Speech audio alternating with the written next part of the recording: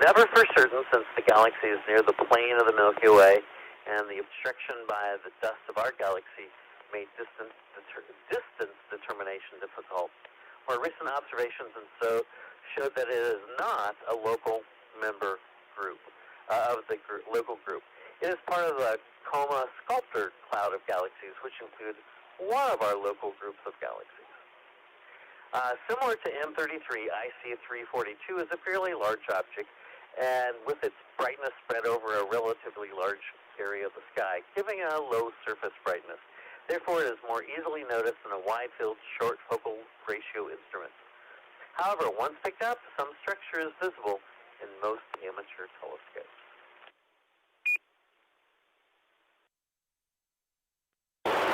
And this is KF5, JHA, and this is Skynet.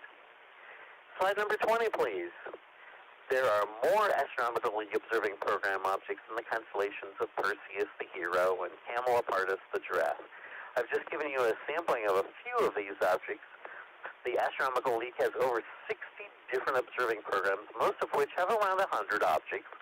And if you observe just 10 of the different objects in an observing program each month, then you can earn an observing certificate and pen in about a year. And that is Miss Carolyn's Constellation of the Week, Perseus, the Hero, and Camelopardalis, the Giraffe. I want to thank my friends Dave Hutchinson and Dennis Harwell for the research and some of the words that are borrowed on the deep sky objects that I've used tonight. I've also used the website sometimes, constellation-guide.com, for information. Next week, I'll take a look at just a single constellation, Taurus, the Bull. Okay, back to you, Britt. KF5JHA. Thank you, Chaz. This is WV50ZL. Do we have any more check-ins?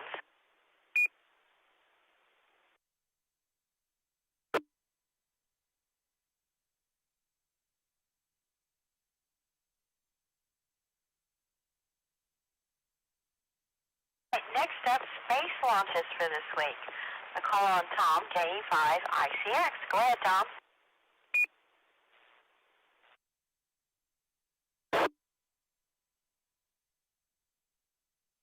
Thank you, Ms. Brenda. This is KE5ICX. Let's see. We have this week on January 16th. What is that, tomorrow? No, it's today. I don't know if this happened or not. Launch Complex 1 at the Mahé Peninsula in New Zealand, a Rocket Lab Electron rocket will launch a small communication satellite for the OHB group of Germany. The satellite will enable specific frequencies to support future services from orbit, according to Rocket Lab, which has nicknamed the mission Another One Leaves the Crust.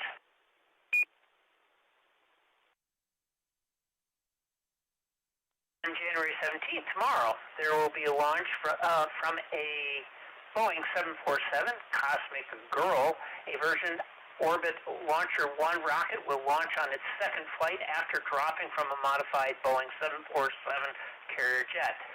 The flight will be conducted under contract to NASA's Venture Class Launch Services Program, carrying 14 CubeSats to orbit for NASA's field centers, U.S. educational institutions, and laboratories on the Elena 20 rideshare mission. Then we have on January 18th a Falcon 9 Starlink version V1.0 to L16, whatever that means, Launch Complex 39A at Kennedy Space Center. The SpaceX Falcon 9 rocket will launch the 17th batch of approximately 60 satellites for SpaceX Starlink broadband network, a mission designated what I just told you.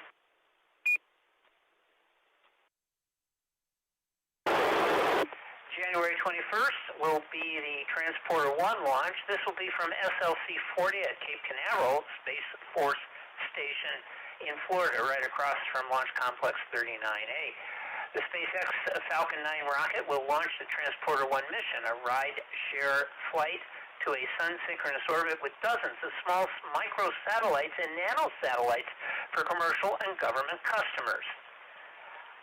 To be determined yet, in January is the Falcon 9 Starlink V1.0-L17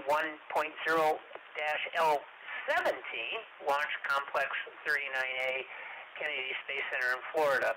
This will a batch of approximately, have we heard this before? A batch of 18th batch of approximately 60 satellites for Starlink's broadband network, mission designated L17. Let's just do that. Okay, that's it from me. Back to net control. This is KE5ICX.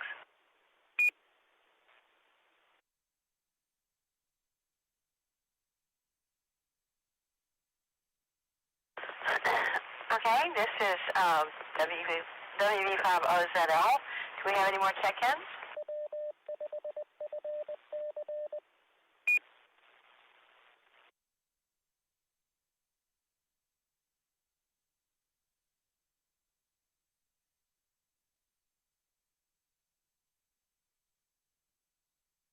Okay, next up, recent astronomical discoveries. The name of this article is, Could We Harness Energy from Black Holes? A remarkable prediction of Einstein's theory of general relativity.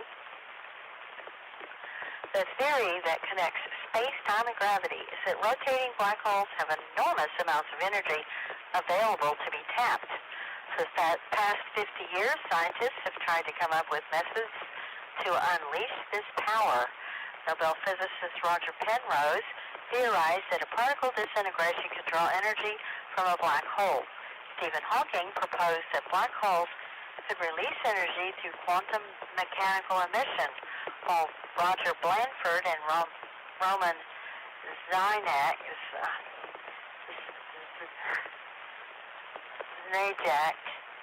suggested electromagnetic torque as the main ingredient of energy extraction. Now, in a study published in the journal Physical Review, physicists Luca Commisso and Columbia University and Felipe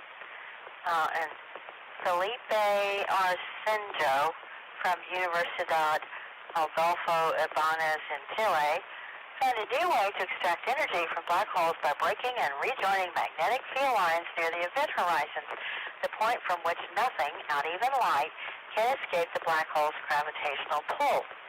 Black holes are commonly surrounded by a hot soup of plasma particles that carry a magnetic field, said Luca Commisso, research scientist at Columbia University and first author of the study. Our theory shows that when magnetic field lines disconnect and reconnect in just the right way, they can accelerate plasma particles to negative energies, and large amounts of black hole energy could be extracted. This finding can allow astronomers to better estimate the spin of black holes, derive black hole energy emissions, and might even provide a source of energy for the needs of an advanced civilization, Commisso said. Commisso and Arsenjo built their theory on the premise that reconnecting magnetic fields accelerates plasma particles into two different directions. One plasma flow is pushed against the black hole spin, while the other is propelled in the spin's direction and can escape the clutches of the black hole, which releases power if the plasma swallowed by the black hole has negative energy. Like a person could lose weight by eating candy with negative calories, said Commisso, who explained that essentially a black hole loses energy by eating negative energy particles. This might sound weird, he said, but it can happen in a region called the ergosphere, where the space-time continuum rotates so fast that every object spins in the same direction as the black hole.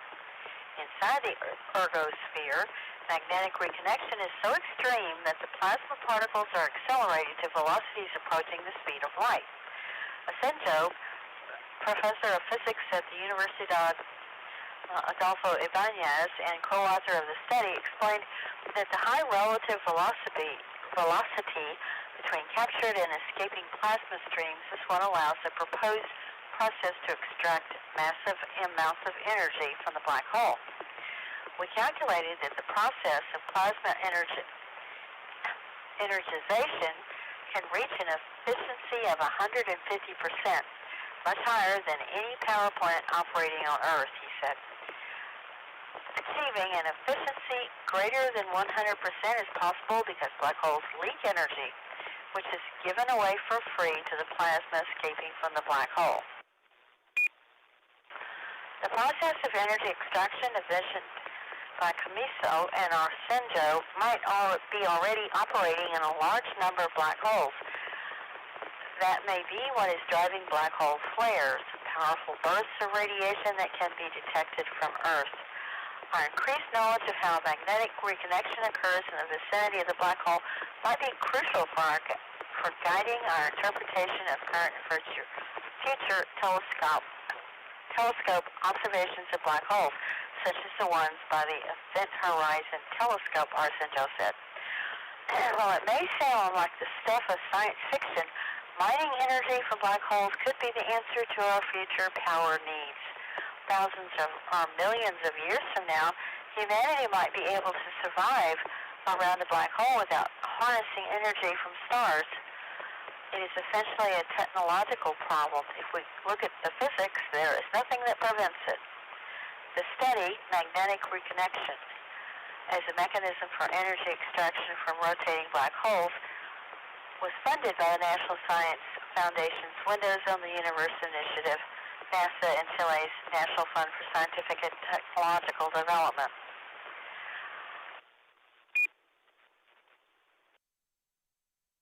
Slava Lukin, a program director at NSF, said the foundation aims to catalyze new theoretical efforts based on frontier observations at facilities such as the EHT, bringing together theoretical physics and observational astronomy under one roof. We look forward to the potential translation of seemingly esoteric studies of black hole astrophysics into the practical realm, Lufkin said. The ideas and concepts discussed in this work are truly fascinating, said Lukin, a program director at the National Science Foundation. He said NSF aims to catalyze new theoretical efforts based on frontier observations, bringing together theoretical physics and observational astronomy under one roof. We look forward to the potential translation of seemingly esoteric studies of black hole astrophysics into the practical realm, he added. All right, that is from ScienceDaily.com. So, do we have, this is WB50ZL. Do we have any more check-ins?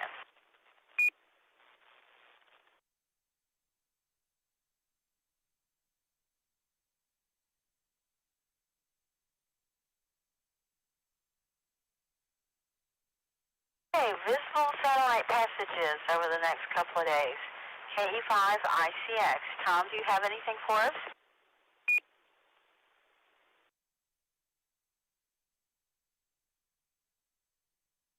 Miss Brenda, I have a few, so be happy to bring them to the net this evening.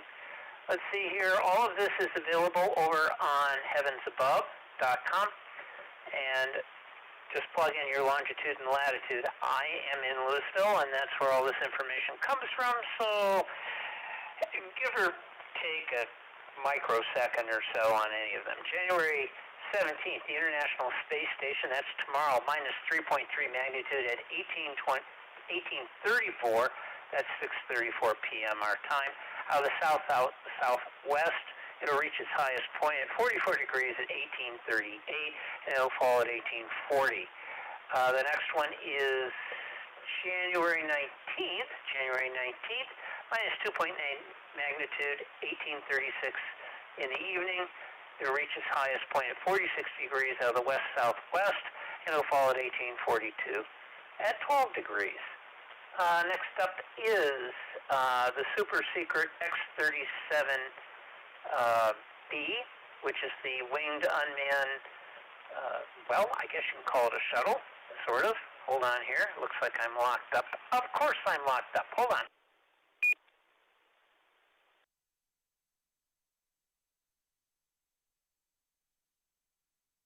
There we go. Got to press the right button.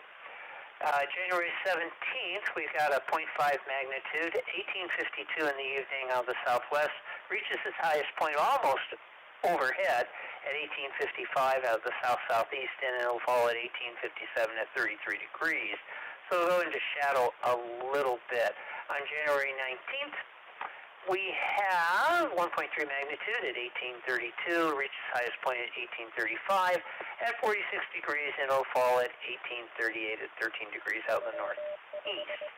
And then our ever-popular Envisat. The Envisat is a defunct Earth orbiting satellite that checked Earth resources. January 18th.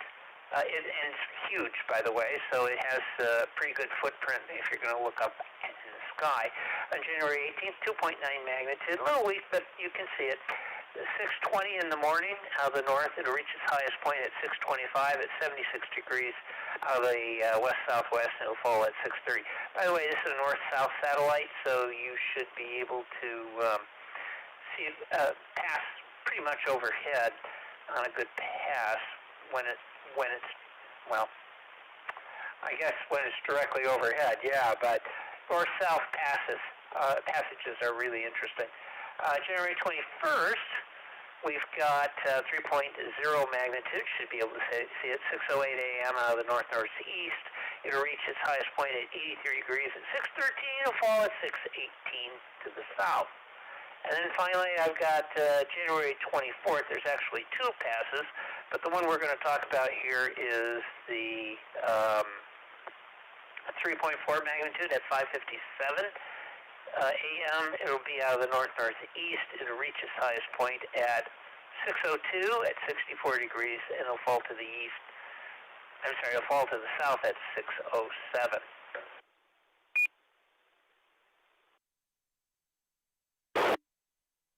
Okie dokie, that's it from me. KE5ICX, back to net control.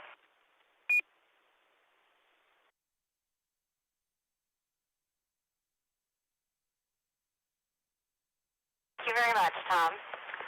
All right. Any final check-ins?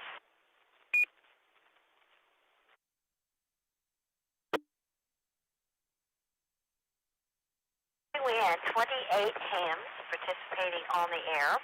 Thanks to all who checked in on this evening. We hope you'll join us here next week and every Saturday night at 9 p.m. to discuss astronomy, space, and space exploration. On this net, the sky is never the limit. We're always looking for net control stations for this and all other DARC nets. We'd like to try your hand at sending the net controls by sending an email to net@w5fc.org. You can follow topics and discussions about this net and astronomy in general on Facebook and Twitter, as well as our audio and video streams, video archives, and other useful internet resources by going to w5fc.org at the conclusion of this net. Until next Saturday, then, this is WB50ZL, Brenda. I'll be closing the net at 10:20 local time and returning the repeater to normal amateur use. And we're going to start, Tom, what time are we going to start the afterglow?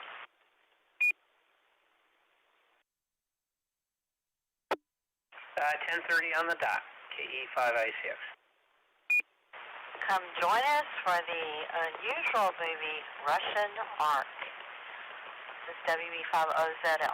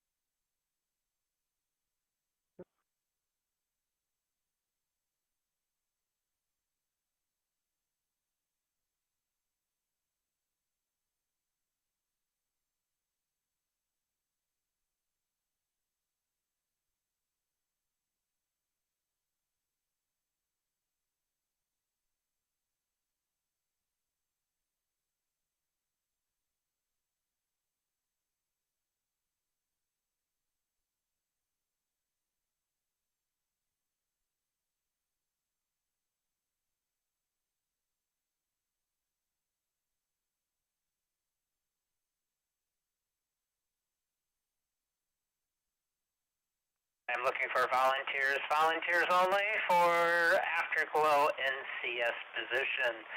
Please step forward and you can be Spartacus this evening. Anybody want to be NCS, please come out.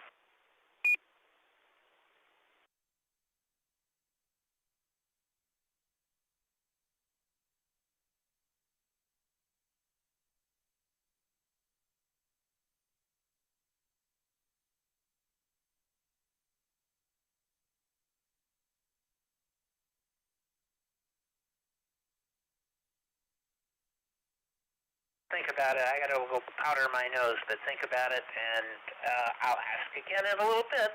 This is KE5ICX.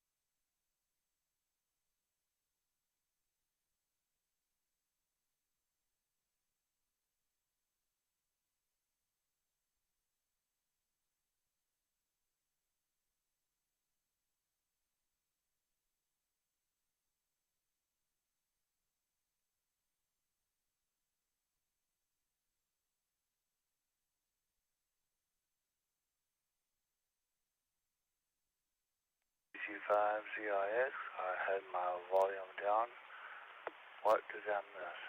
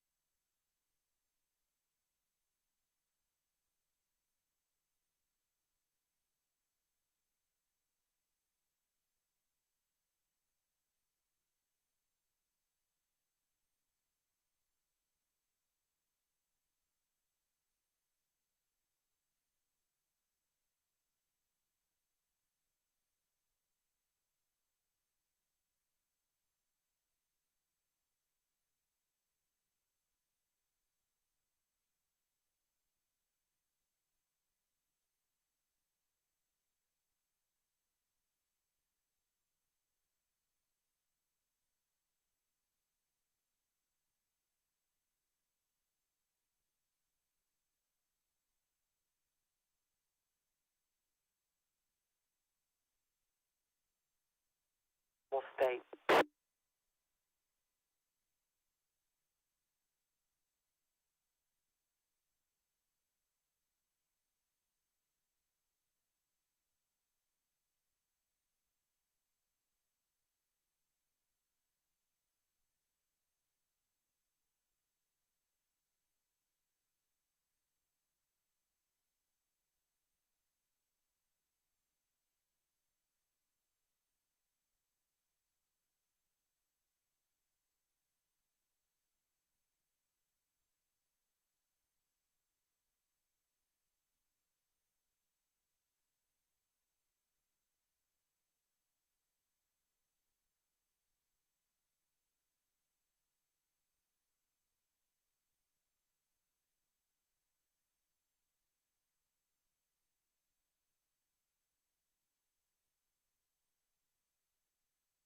be operational and all my circuits are functioning perfectly.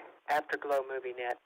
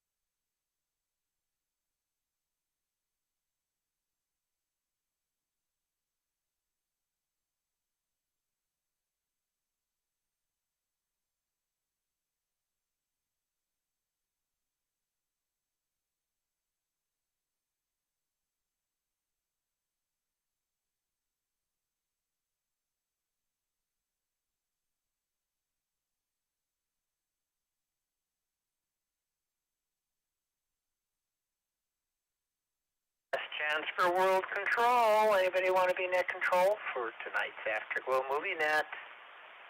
Here's your opportunity. Please come now.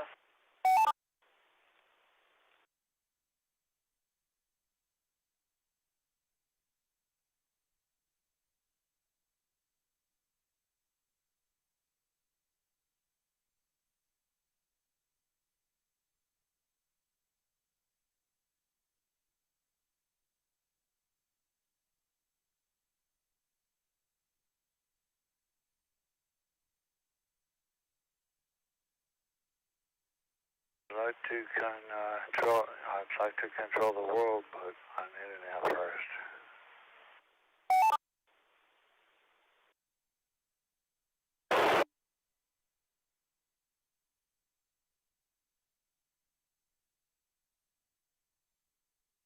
That's okay, but this is KE5ICX. What the heck?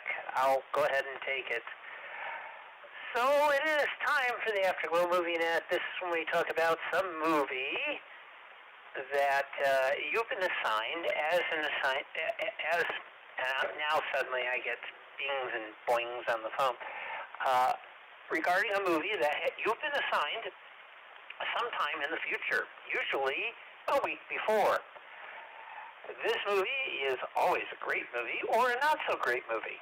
Something that you may find of interest or something that you abhor, but you would like to tell the world that as you're screaming in the airless space of something that probably you would like other people to know about. So it can be a cautionary tale or it could be an exciting adventure in something new you've never seen before or something you've seen a million times before. You know, the whole Twilight Zone, or what was it, Outer Limits, a soft blur or sharpen it to crystal clarity, it doesn't matter. And they had their episodes that were pretty bad and some really good ones. But we only remember the really good ones. Or is it we only remember the only bad ones? So, here's what I'm going to tell you.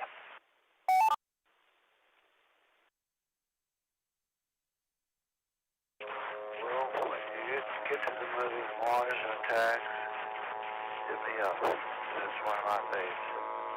Mars Attacks. The rest of us about the movie that we did see, by all means, say that. If you did see the movie, please let me know so that I can mark you down as having seen the movie and we can go through and discuss each of the topics. Topics are the plot. What did you think about the plot? What did you think about the characterization? And then the third round is usually technical, having to do with the technical expertise of the film. And sometimes there's a fourth round, which regards anything you want to say about the film or any comments that were made. So I'm going to go and explain using Wikipedia, my extensive resource tool, about what this is about, and then you can discuss it. And even if you didn't see it, this may be of some help, and you can say, this reminds me of, and you can talk about it. So don't be shy. I'm going to read the synopses, and then I'll take check-in. So here it is.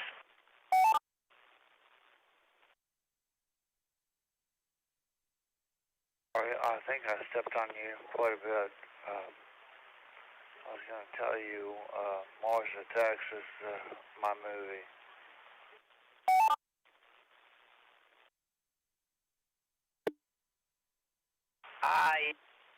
We've done that one. We will probably do a redo on that one here in the near future. So let me read through this, and then I'll take check-ins. Russian Ark is a 2002 experimental historical drama film directed by Alexander Sokurov. In Russian Ark, an unnamed narrator wanders through the Winter Palace in St. Petersburg and implies that he has died in some horrible accident and is a ghost drifting through the palace. In each room, he encounters various real and fictional people from various periods in the city's 300 years history. He is accompanied by the European, who represents the Marquis de Custine, a 19th century French traveler. The film was recorded entirely in the Winter Palace of the Russian State Hermitage Museum on December 23, 2001, using a one-take, 96-minute Steadicam sequence shot. Russian Ark uses the fourth wall device extensively, but repeatedly broken and re-erected. At times, the narrator and the companion interact with the other performers, whilst other times they pass unnoticed. Film was entered into the 2002 Cannes Film Festival.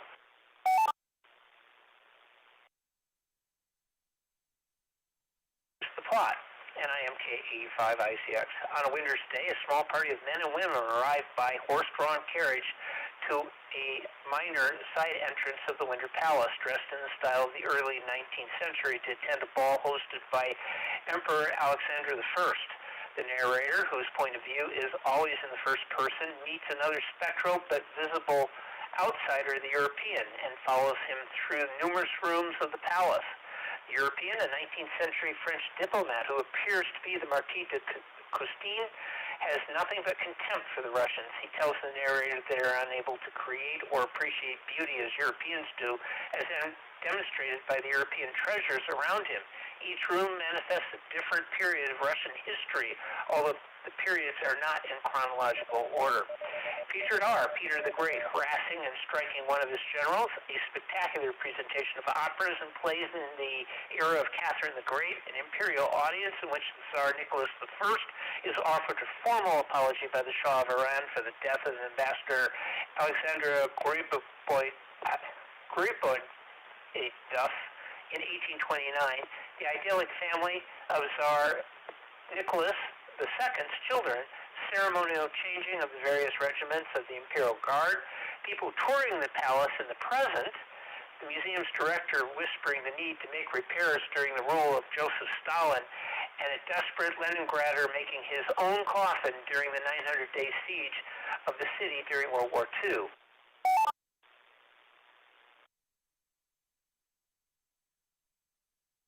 Grand Ball follows, featuring music by Mikhail Glinka, with many of the participants in spectacular period costume and a full orchestra conducted by Valery Gergiev. Then a full exit with the crowd down the grand staircase. The European tells the narrator that he belongs here in the world of 1913, where everything is still beautiful and elegant and does not want to go any further. The narrator then walks backwards out of the hallway and sees many people from different time periods exiting the building together. As he watches them, the narrator quietly departs the procession, leaves the building through a side door, and looks out upon the endless ocean.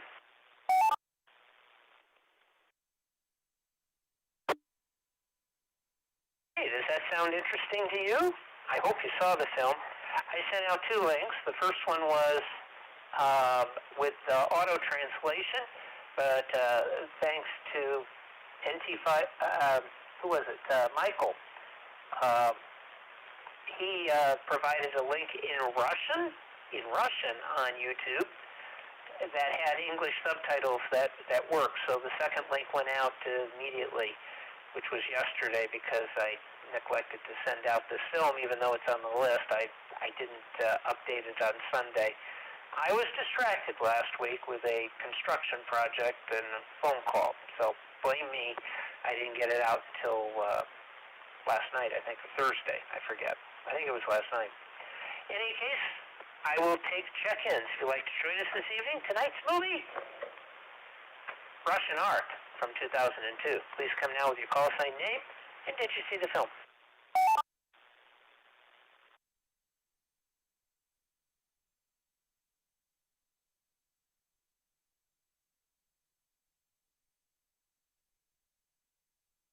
WV50ZL, name is Brenda, I'm in DeSoto. Yes, I saw this movie.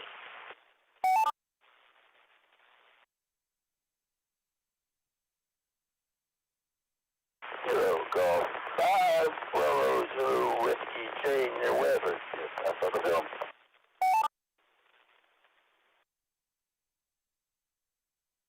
Number Tango 5, Tango Mike, Tony and Dallas, Aaron and I have both seen the movie.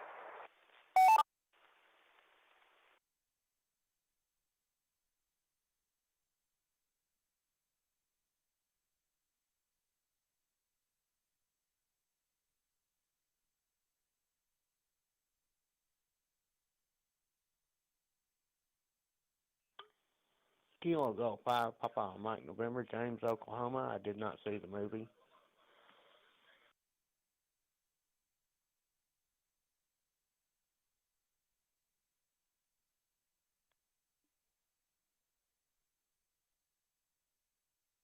Bravo 9, Sierra Oscar Kilo, Sean in Fort Worth. I did not see the movie, just listening.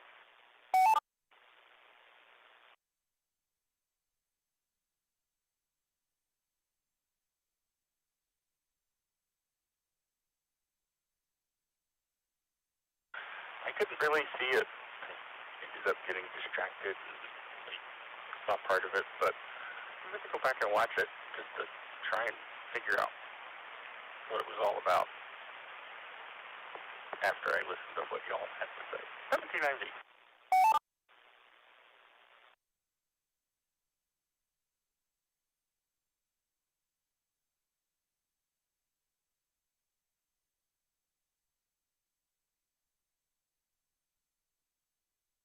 Hey, let me go ahead and get these folks checked in. The usual suspects are here. I got WB50ZL, Miss Brenda. Yeah, she saw the movie. KG5BZW, that's Jay in Weatherford. Yep, he saw the movie. NT5TM, Tony and Aaron. They both saw the movie. KG5PM and James in Oklahoma didn't see it, but I recommend it. KV9SOK, Sean over in Fort Worth. He said he didn't see it, but Sean, you might like this film. WT9V, that's Michael.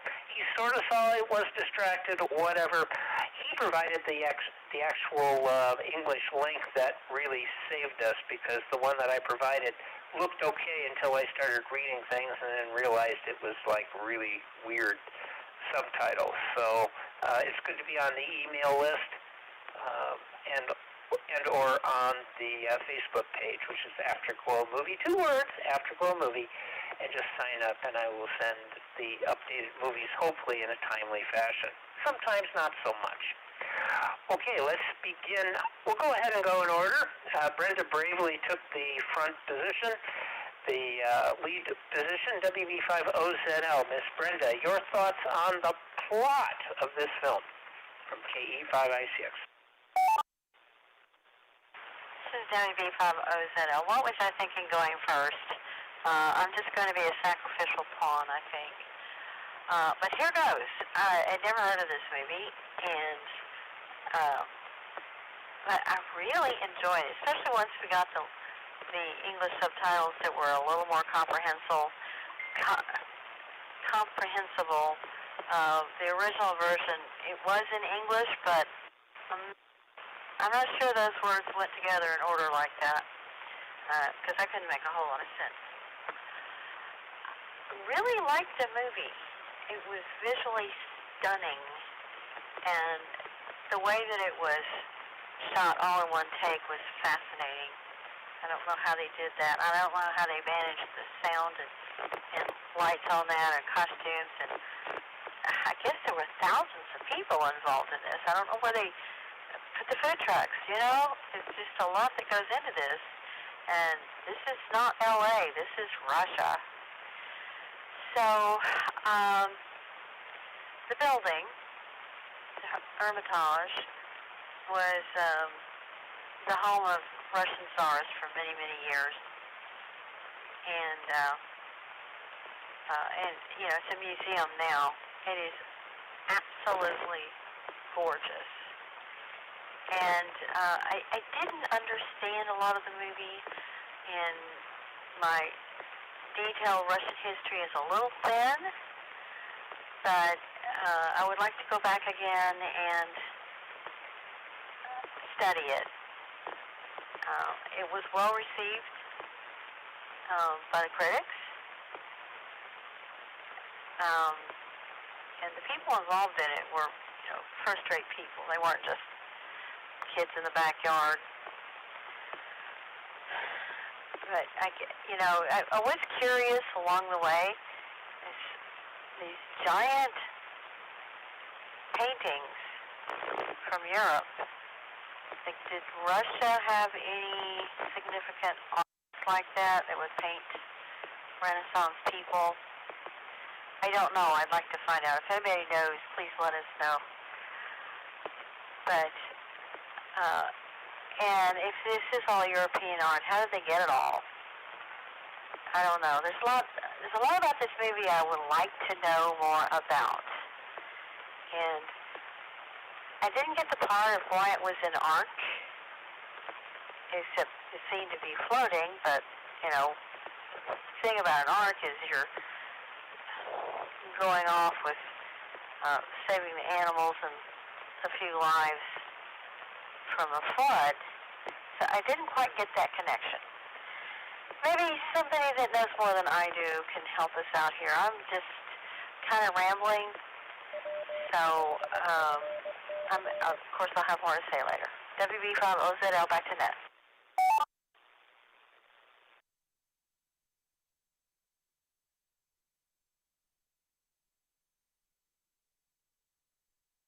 I had to think for a minute on net control. So, okay, very good, Brenda. Next up, KG5BZWJ, near Weatherford, but not in Weatherford. Jay, your thoughts on the plot from KE5ICX?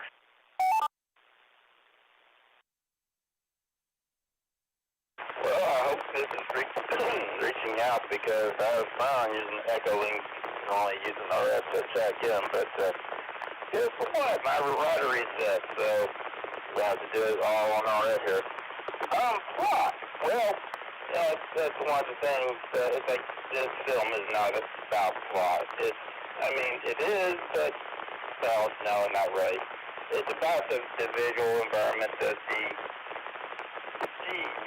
a whole montage of different aspects of Russian history.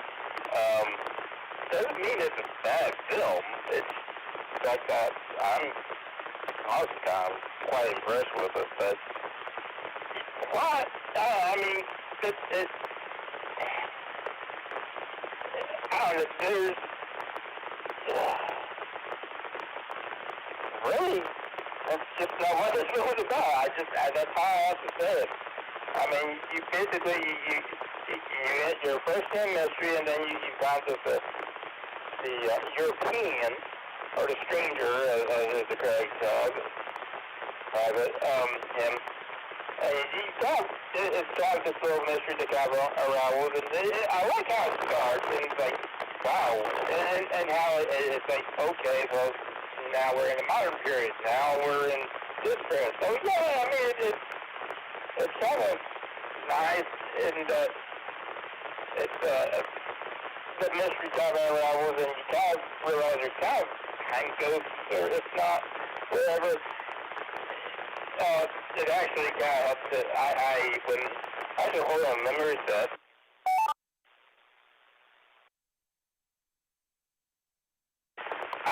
just how I was outside, so when I watched this, I was like, the one big drawback I think about the film is it is a little bit special for the non-Russian speakers. It's a bit tedious because the captions we had, even though with the new on this movie link up, it would have been a little bit clearer as to the speaker versus the narrator versus all the other characters. So you have to really pay attention and say, does that text kind of match with what's going on? Okay. And try to figure out what is the state of the mind of the narrator versus the other characters are. So I mean that's just really that's not all of the film. That's just the translation and just having to do all of that. So that was a bit tedious. But other than that, I'm gonna read that one more time.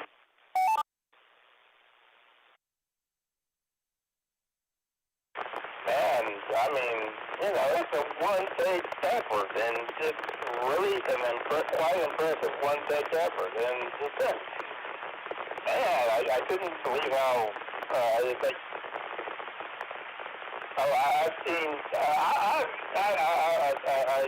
sometimes watch like go music videos. They've done those music vehicles that move. Tongue is not cooperating tonight. Music vehicle I wanted the vehicle and the video that are one taken, and those are kind of impressive. But you think about it, that's only like a 5-minute thing. Brad, they often do a lot more than doing here, but it's really about the vision.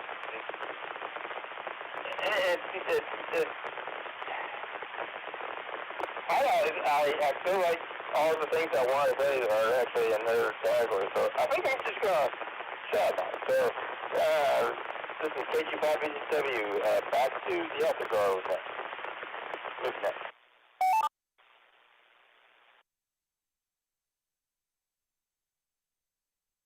Jay, I think I followed some of that, but wait till you hear what I have to say, and then nobody will understand. Let's see. Next up is NT5TM. Tony and Aaron in the background, we always hear you. Speak up loudly in case Tony is incorrect in his analysis. Tony, go ahead. Your thoughts on the plot for the movie Russian Ark from 2002 from KE5ICX?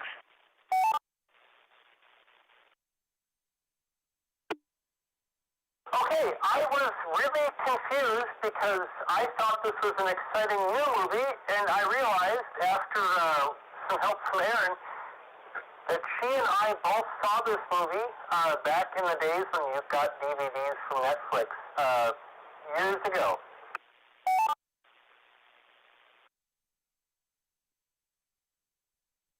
It is a very interesting movie. As far as the plot goes, it's basically plotless. There are people talking about things that we don't really understand. It is basically an excuse for wandering around a very famous art museum and going, oh, look at that.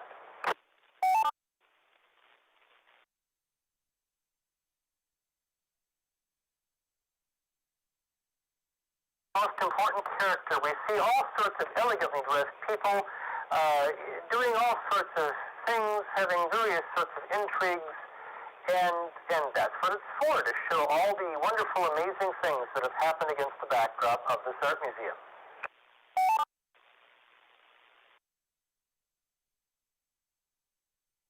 I'm actually going to have to drop off here and go into listen-only mode because I'm actually on a conference call with some friends who are like, why are you running that? Because they're not ham radio friends. It's a really interesting movie. It is very beautiful. It's worth noting one thing, though, about the plot. It doesn't really exist, and it's also all about aristocrats. We don't really learn anything about real Russian people, the ones who actually had to, like, raise turnips or whatever it is they grow in Russia. I don't know what grows in that kind of cold.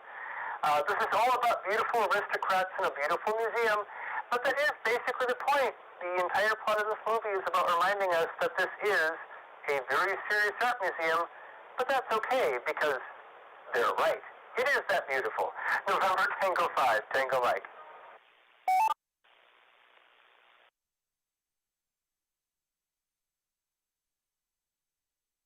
All right, well, thank you, Tony, and go back to your friends. I know you guys are doing role-playing in Grand Theft Auto. Did I say that? Look it up. You'll understand what I'm talking about. Okay, so Tony's checked out, Aaron's checked out, but they had comments that, well, that's okay. Let's see. Let's go to KG5PMN. That's James up in Oklahoma near the border. He did not see the movie. So, James, I posit the question to you. Would you watch this film if you had the opportunity? And I don't know, does this sound... Well, let's do the basic question. Is this something you would want to see? If it is, say why. If it's not, say even more. From KE5I6.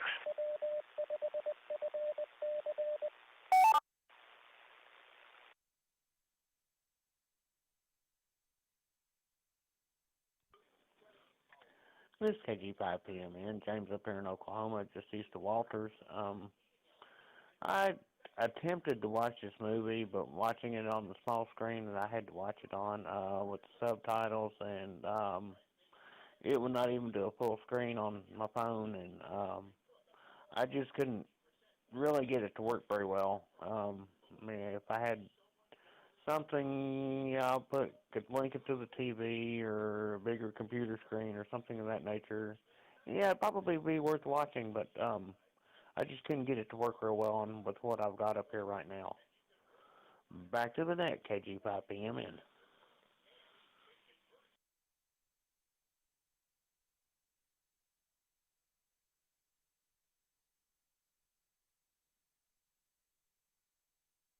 James, and I fully understand that. I had problems last night when I was watching the film, and I kind of missed the first, 15 minutes of the film.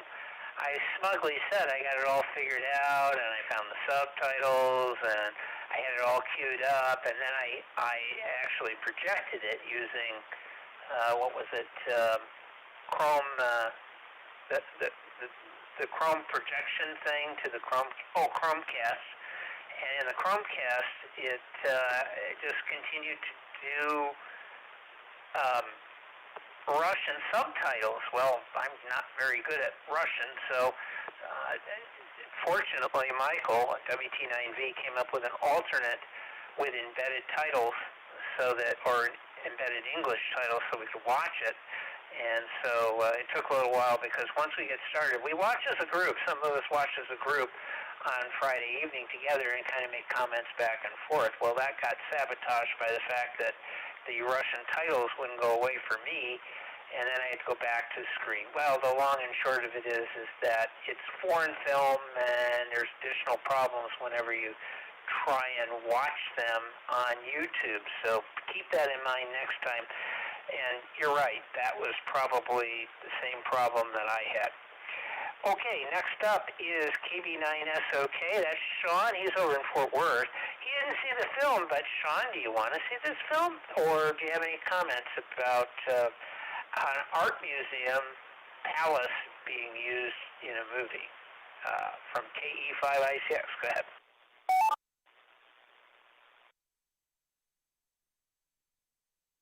I had actually the same problem as the last gentleman. I did actually attempt to queue it up yesterday evening, but after a 15-hour workday, my patience weren't as good as they should have been, and I attempted to use my Roku and watch the YouTube channel, which I saved the link to, which was the first link that was sent out, and I was struggling to get it to work correctly, and then I I finally got I thought it was about correct, and then, you know, after about 5 minutes, I decided I was just too tired to fight it, and I ended up turning it off. But yes, I do think I want to give it a try. It sounds interesting. It sounds definitely different, and that's always sometimes fun to try something new. So yeah, I'll give that second link a try and give it a second shot, maybe even tomorrow when I'm not quite as tired. But yeah, definitely interesting giving it a try at some point. This is KB9 SOK, back to net control.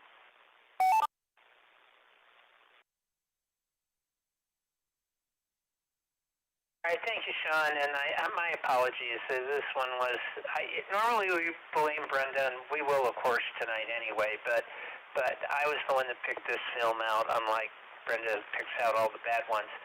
And I thought that this would work, but it turns out literally there was a language barrier in all this. I still highly recommend the film. In fact, if you've not seen the film and you don't want to deal with subtitles and all of that, just turn the sound off. Put some music that you love on and watch the film. It's visually really stunning. I loved it. Okay, next up is Michael. The on again, off again. I kind of saw it, didn't see it, but I'm sure you have some comments. That would be WT9V. Michael, your comments on the plot from KE5ICX. I'm sorry, there was a plot. I think I'm with Tony, and all of what I was paying attention to, which was kind of on again and off again, and then, oh, it's over. Oops. I'm not really sure there was a plot. It was, as you say, visually stunning, but I'm going to have to go back and watch it again. As far as the titles, I can explain that, because the original one didn't have subtitles. The link that you had didn't have any subtitles. So when you clicked on captions, it said Russian, auto-generated, which means Google is trying to listen to the Russian and come up with subtitles. And then you go in and translate it into English, and what you usually get is word salad. I run into the same thing with the Monde Globe that I'm following. They subtitle some of the videos in English, and they don't title some of them in anything. So you click it on, and it says French auto-generated. I'm like, crud. And I've given up trying to click it on English, and because it's okay, I recognize all the words, but they don't go together that way. And that's pretty much what was happening last night. So, yeah, I'm going to go back.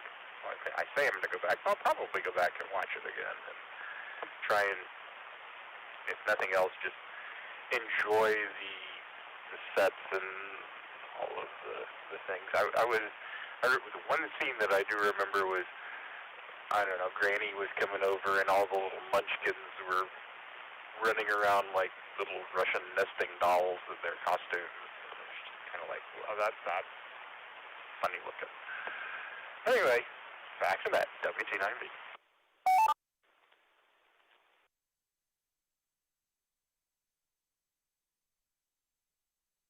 Thank you, Michael. And I have to say, thanks very much for finding the subtitle thing. I think you saved the day because it was not working otherwise. So thank you for your prowess in doing that because it mattered.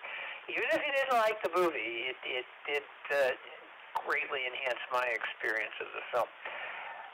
Now, I have the film on DVD, and I probably should have spun it up because it has proper subtitles and all of that, but instead I just used what was online. I will ask this question. Does anyone else want to join us? You don't necessarily have to have seen Russian Ark, a 2002 Russian-made film with time travel elements, but lots of Russian history. Please come now with your call sign, your name, and did you see the film? Please come now. This is Kilo Golf 5. Zombies need jobs. Frank and Flower Mound. And yes, I saw the movie. This is Kilo 5 5 Alpha November Echo, Kane and Richardson, and I saw a little bit of the movie, but I definitely can't say I watched it or understood what I watched.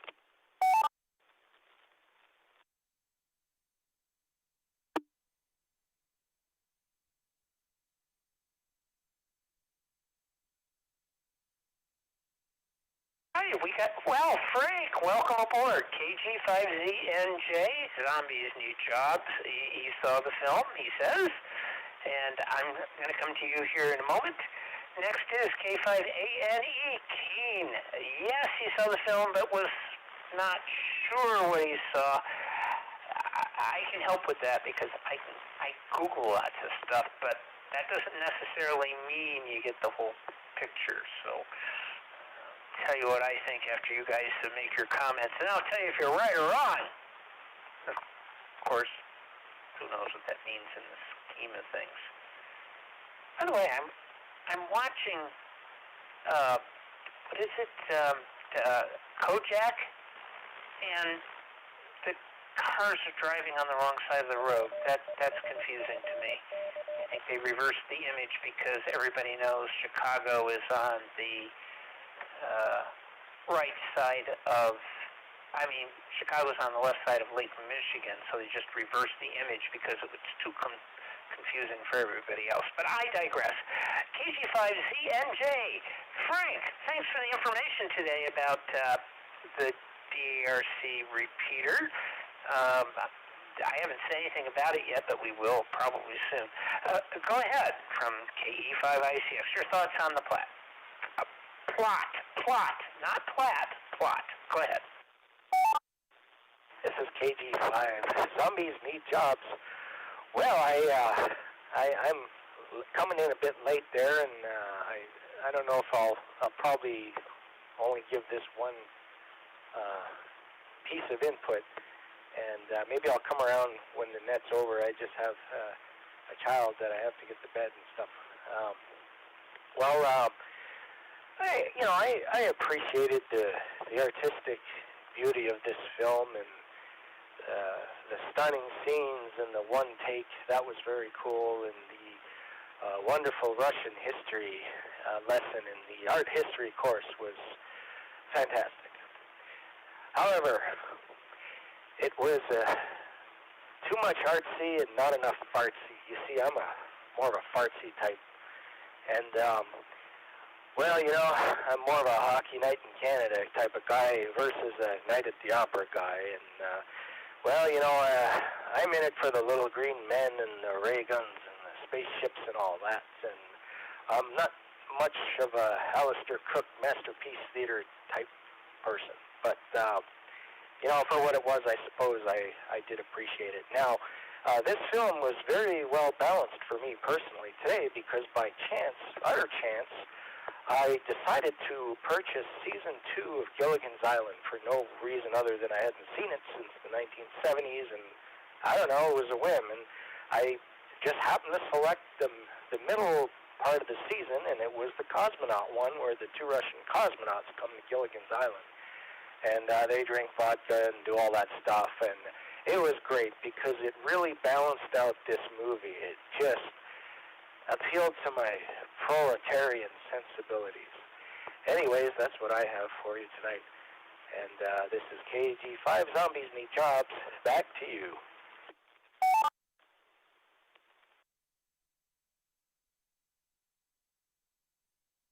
Frank, thanks so much for your synopses. You're always out there. You're always able to provide a sense of perspective. It's a warped perspective, but it's always a perspective. And welcome back to the fold. You know what? Thanks for, I sent you the little chat thing and say, don't take your medication until after the net. And I really appreciate that because you bring an incredible sense of character and color to all of this. So, moving right along, and this is KE5ICX, we are talking about the movie Russian Ark, and it's a very Russian film from 2002. Everything was done in one take. Amazing!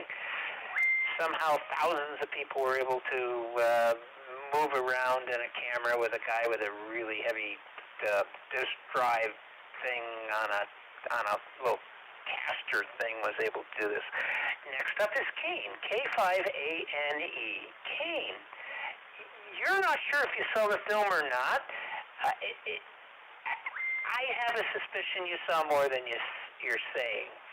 But please make your comments about the plot on this film from KE5I6.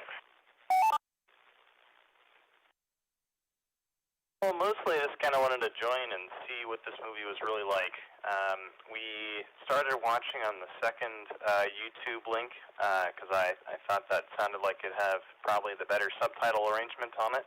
And we were watching it, and I don't know, there was lots of compression noise in the video and things like that, and I kind of got the feeling that it was like, oh, this is very much more like an artistic, you really kind of need to watch it in a good, setup and a decent, picture quality and whatnot, and we really weren't getting much from the words that were being spoken, and so we really, we gave it like a good 20 minutes or so of watching it, and because I was watching it with my wife as well, and decided that we were just going to try and watch something else. So I really don't have too much to say about the movie. I imagine it probably looks pretty good. I noticed the costumes and things like that, but I'll get into that later on later rounds. But yeah, mostly here just to check it out and see what other people thought and see if it's worth it for me to try and find a better copy of it to watch.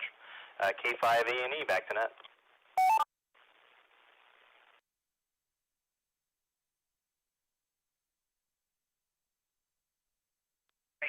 Thanks for your comments, and you'll be included on the next round.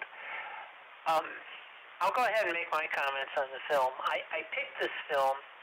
Brenda didn't, although she was really excited about it and said, pick this film. So I was kind of pushed in her direction because I kind of like the film.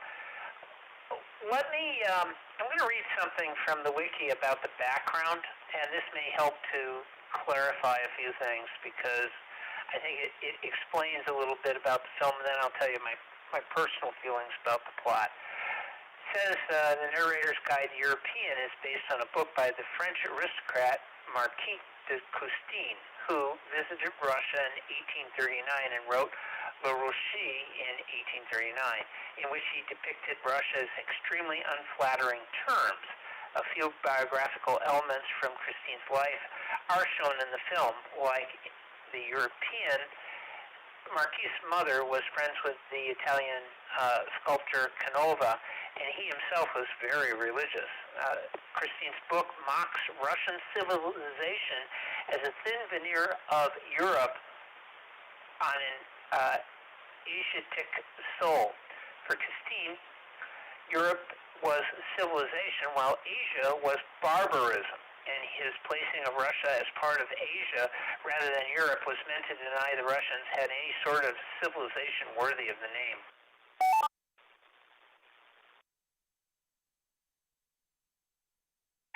Echoing this sentiment, the film's European comments that Russia is a theater and that the people he meets are actors. The Marquis family fortune came from porcelain works, hence the Europeans' interest in the Sèvres porcelain waiting for the diplomatic reception. At the end of the film, which depicts the last imperial ball in 1913, European appears to accept Russia as a European nation.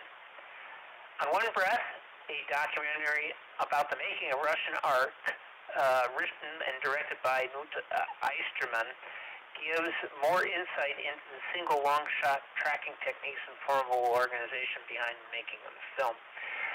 So the thing for me about the film was this, is that I love history. I am not a Russian historian or even a follower of Russian history so much as it is mainly, I think, in play from maybe World War I and II and the Cold War and all of that. There's been a few films and some interesting stuff that I watched on Russian television. Yes, I saw Russian television with English subtitles from about 10 years ago. It's since been cut off, but you could pick that stuff up. But the sensibility about Russian civilization and Russian citizens, particularly after or during the Soviet times, is that they're very capable, durable, but distracted by the decadence and the problems and the things that go on with society.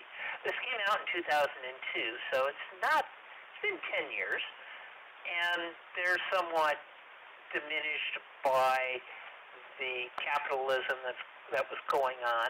Now, since then, they've been able to be more, I don't know, European, but they still have kind of a dictator in power right now, a president.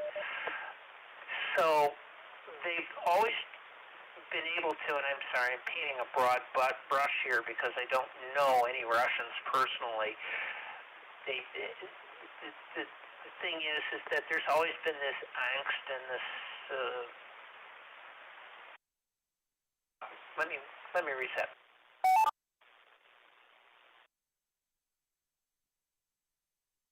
Thought that they'll always be here, but they won't be happy, type of thing. And they'll always be able to find food, but you got to do it on your own. There will always be a way of surviving, but it's on you to do it. And so there's an independence in it.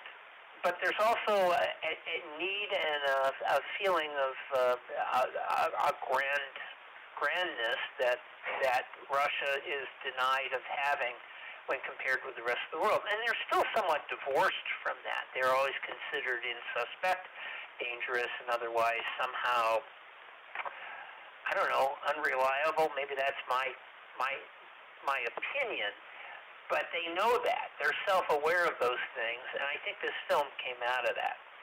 The 1913 thing is before we go into World War II, and we go into the end of the Bolsheviks, and into a Soviet world, we go from the highest point of the bourgeois Russian society before we collapse into,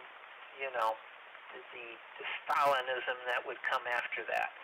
So you're at the very pinnacle before the whole thing falls apart. And I think this is what the film is trying to show. And this was made for Russian audiences, and then it was exported for the rest of us. So I think it loses something in translation.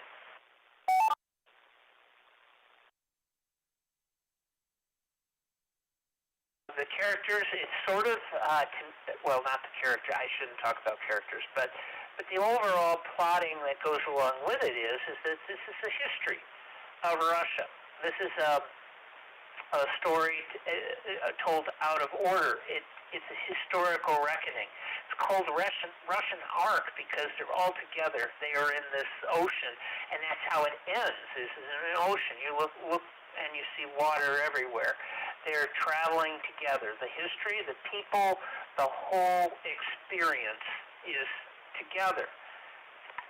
You do see, the poor people and that in that one scene, and we have them hidden away. We don't want to see that. The guy crafting his own coffin, that's just kind of like, how terrible is that? Okay, fine, we're going to leave, and winter is coming in. There's winter on the outside, and there's warmth on the inside, as fake as it might be. But I found it really interesting, and I think, to me, more about the museum part, too, is that there is an excitement, there's an interest, there's something special to me personally about any museum. An art museum is calming, it's this learning. It has this kind of scope and breadth, and you want to get into the pictures. You want to be able to wonder what people feel and experience. And then all of a sudden, here we are, the outside of the picture, the reverse side. We're inside the picture, but on the outside, and we have these actual real characters and people and in period costume telling us their thoughts, no matter how trivial or how important they may be.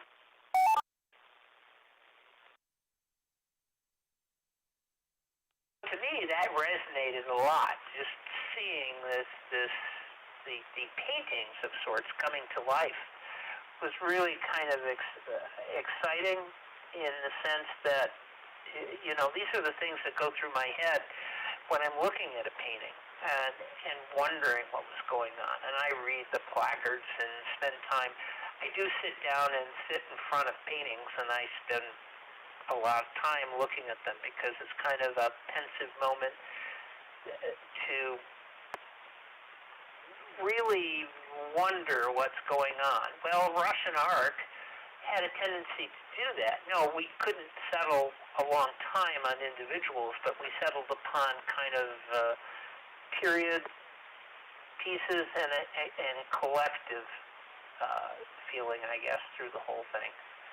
So I don't know. To me, this film really resonates, and I'll watch it again.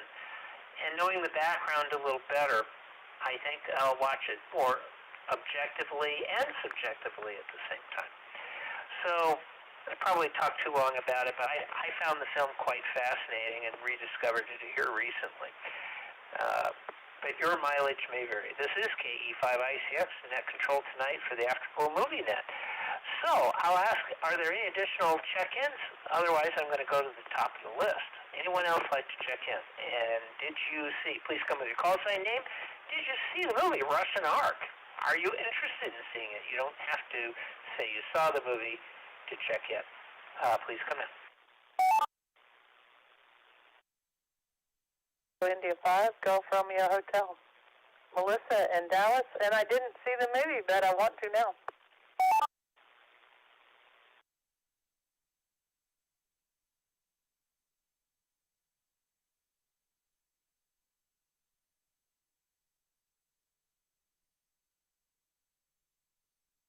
All right, I got KI5GRH, Melissa. She didn't see the movie, but it's okay. What do you think? Does this sound like something that you would want to see?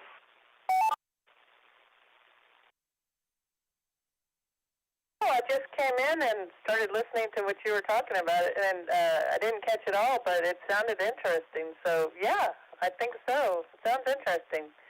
And an interesting net, KF5GRH. Oh, so I'll just listen.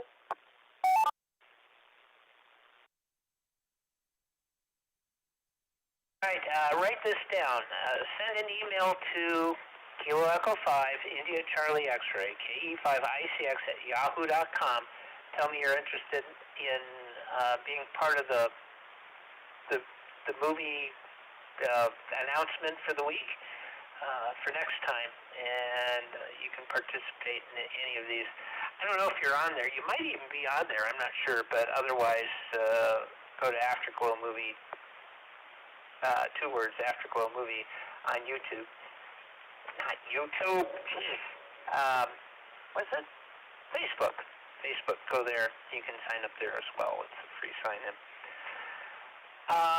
Let's see. Okay, let's go to Brenda, WB5OZL. Your thoughts about characterization in the film from KE5ICX.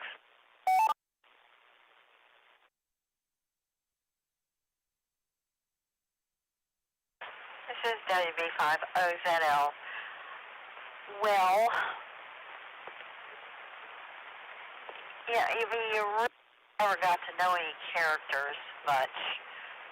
The narrator, we don't know anything about him, who he is, or what he's about. He's just, you know, he's just kind of a lens to what's going on for us. Yeah, he talks a lot, but I'm not sure what he's talking about most of the time, or how it relates to him personally. And I wasn't even sure if he was well cast. He just didn't look like a movie star, although I know he is. Most of the characters were actually caricatures, especially in that last scene with the ball. I somebody please explain to me why all the men had those gaudy uniforms on? They must have just depleted the military by sending them all to this ball. And would they have been part of the elite to go to a fancy party like this? And all the ladies were dressed alike. They all had these foofy feathers on them. And very decadent clothing.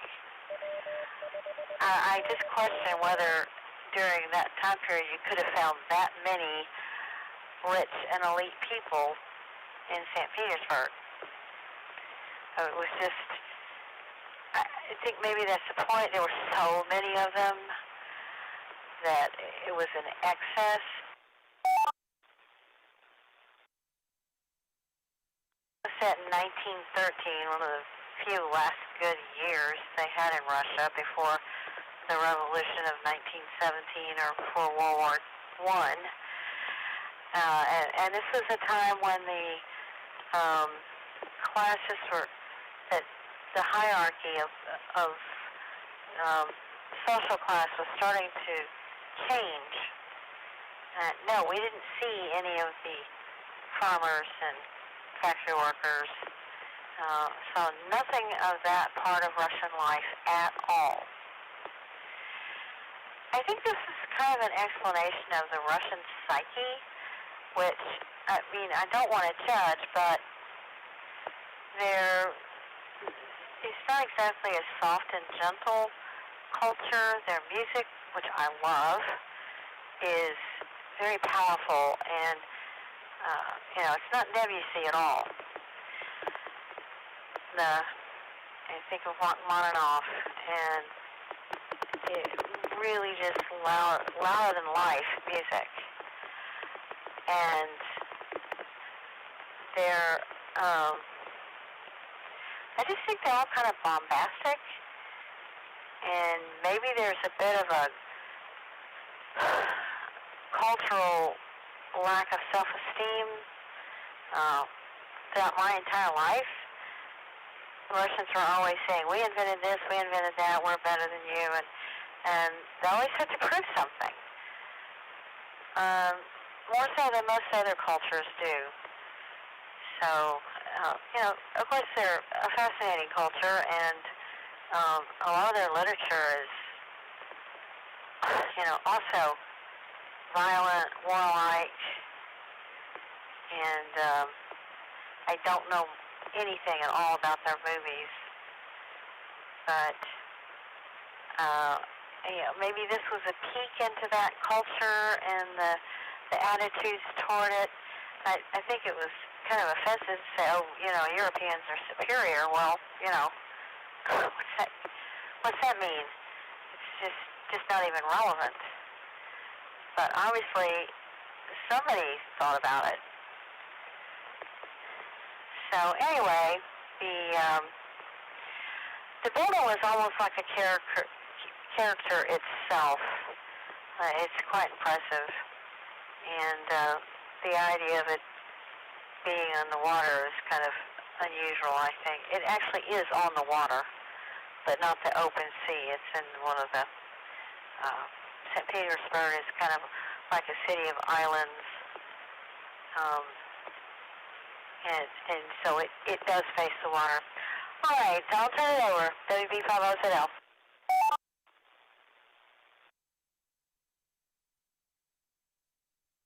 Hey, thank you, Brenda. This is KE5ICX. We're talking about the movie Russian Ark from 2002.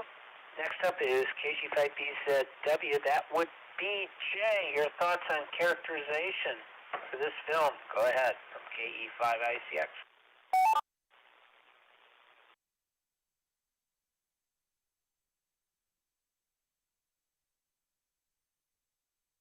All right, this is KG5BZW on Echolink. Well, yeah, it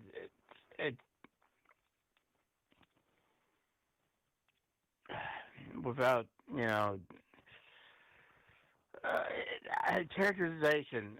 These are characters from history, intermingled with, modern museum goers, and it just kind of goes back and forth, and I can't really say as to whether or not the how accurate or anything the characters were to um, history. Um, I think I kind of think and kind of hope this seems like a good introduction. I almost kind of wanted to watch to have some sort of cliff notes to look at. It's like when they mentioned a few people and try to kind of have a further diagram or whatever of how the people were interconnected. Um, I really also felt that not being Russian, I missed out on some aspects of what was being emphasized or not. And I, I don't know, was this, I went to IMDb to try to get some background information.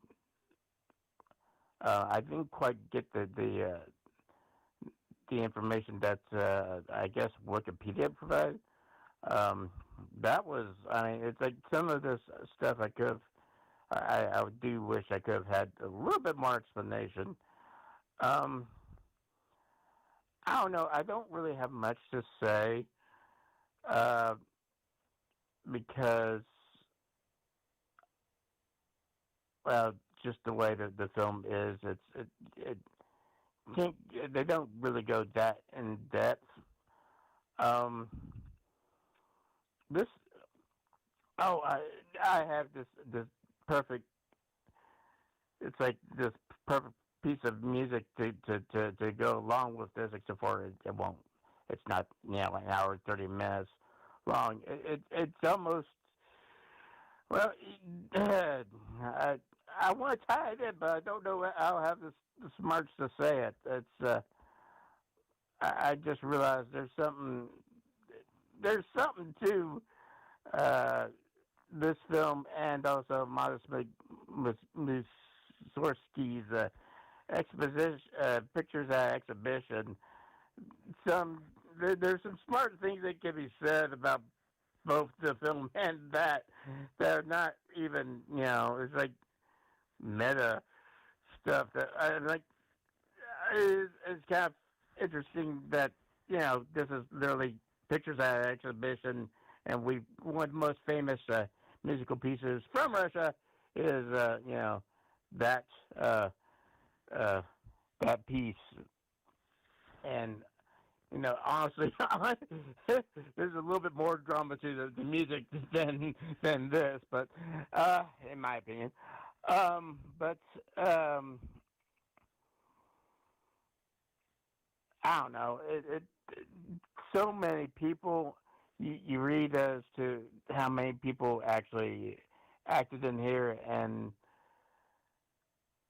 as far as just whole swaths of people acting and doing period pieces, I thought they did fine. I guess. I mean, of course I wasn't around back then, but it certainly kept the mood.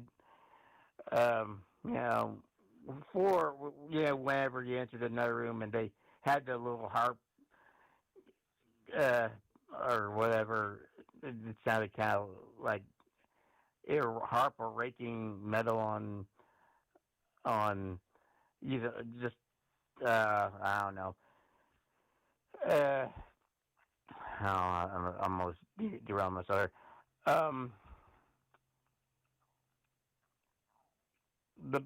The parts that were specific period seemed consistent, and that's all I got to say. I think I almost am got timeouts here. So this is KG5BZW.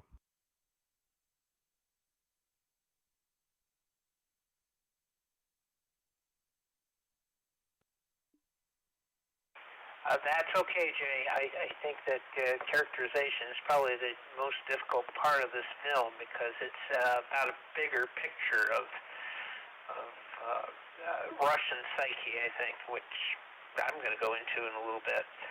All right, let's see. I think Tony is gone, but I will call upon him if he is. NT5TM, Tony is still there? From KE5ICX. We're talking about characters.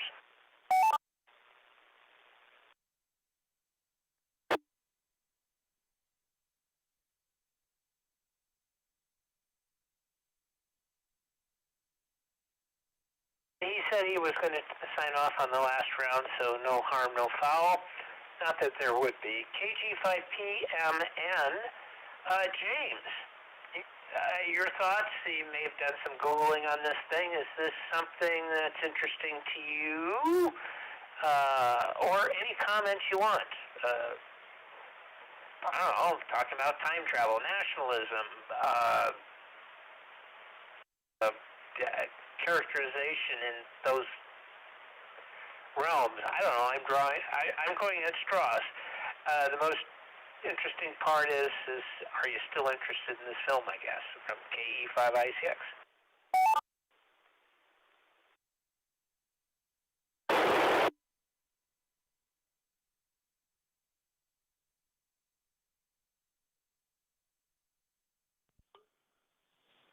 This KG5PMN. Yeah, it sounds like it would be a good film. It's just that I'm kind of equipment challenged up here in Oklahoma right now, and if I had a better screen to watch it on, it sounds like it'd be something good to do. I only got it on like a 2x3 inch screen up here right now, and that was just a little hard to watch. And but what I did see of it, the costumes look fantastic. That opening play on there where they were all dressed up in the, I guess the turn of the century style clothing, that looked pretty good. And yeah, it might be something to watch. I kind of think that the back in the very early 1900s, before the Russian Revolution, that the czars had pretty elaborate goings on back then, at that time. Back to the net, KG5PMN.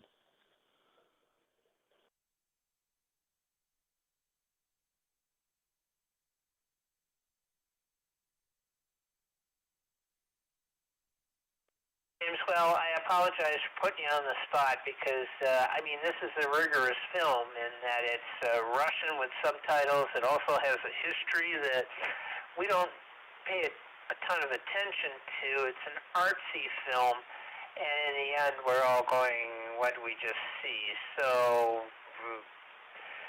I also appreciate the fact that you're there and you do diligently watch the films and have always positive content.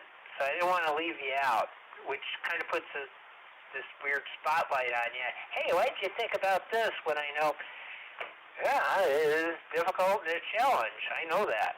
It was a challenge for me. The first 30 minutes, I couldn't even watch the film because, dummy me, I put in subtitles and I'm reading it and I can't see it. And I thought, oh, well, I can put this on my TV and watch it. And it's still in Russian subtitles. And so it took me about 30 minutes, 20 to 30 minutes to get it all figured out. So it is one of those things. Let's put it this way. This film was a challenge for everybody in so many different ways. And now, KB9SOK, Sean, he says no. Oh, I wrote down no. Sean, are you, he said I don't have any additional comments, I think. But I'll ask anyway. Sean, you got anything to say? My notes are terrible. KB9SOK, you got anything or any updates or comments on this film from KE5ICX?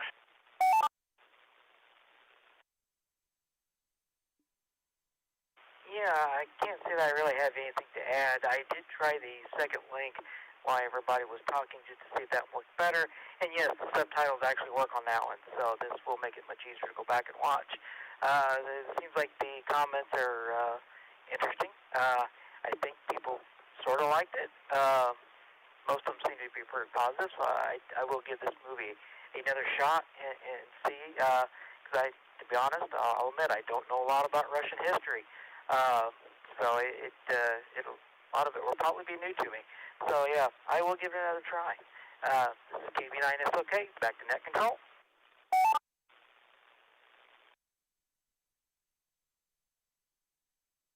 Hey, thank you, Sean, and thanks for being patient with me on this selection. This one turned out to be a little more difficult than I thought for folks, and it was difficult for me too. But personally, I think it's a really interesting film. If anything, it may be a kind of a deconstruction of what happens in Russian society, or I've read up on French society, and I don't know, it's just interesting. It's different points of view, and this film definitely had that. Next up, WT9V, that would be Michael. You still awake? You got anything to say about characterization? Go ahead, from KE5ICX. Yes and no.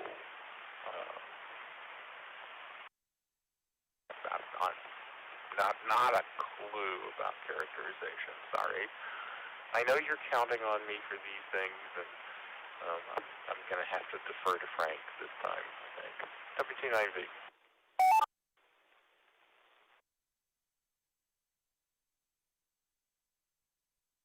You have somebody who speaks Russian around as a friend, so, well, never mind. Frank, KG5ZNJ,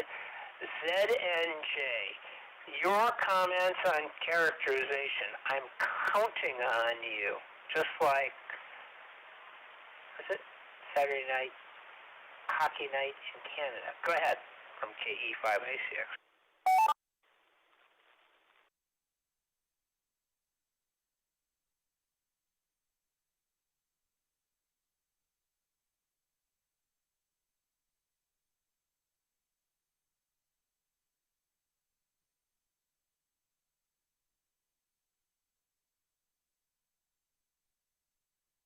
Frank, wake up. This is important. Are you there, Frank? KG5ZNJ. Or did you fall asleep? It's possible, you know.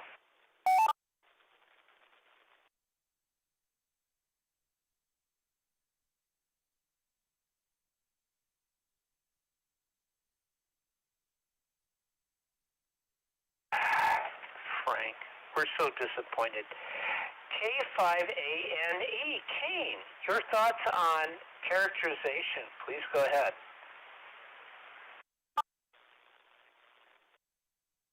One thing that really confused my wife and I as we were watching this was, this first-person narrator kind of thing going on, where he's kind of like a floating ghost watching everything, and yet seems to be like at least one or two characters that, know that this floating camera voice thing is there.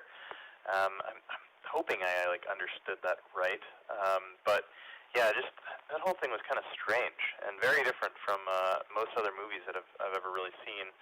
I think that was a part of the reason why we couldn't quite get into it at first.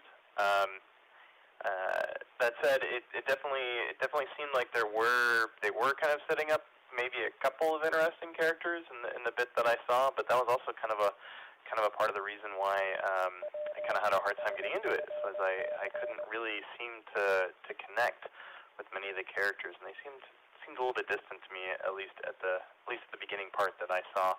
So who knows? Maybe I should take the time to track down a good copy of it and give it another watch.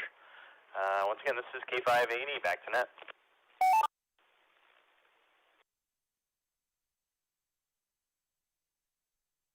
All right, thank you, Kane.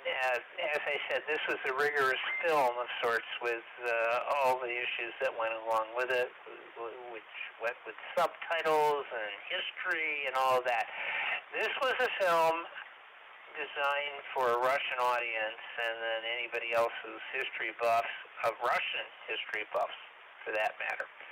All right, I'm going to put out a call before I make my own comments. Anyone else who would like to check in this evening? Oh, Melissa, K-I-5-G-R-H. You didn't see the film. Your comments. I got you here on the second page because you checked in late. Any comments about what you've heard from KE5ICX?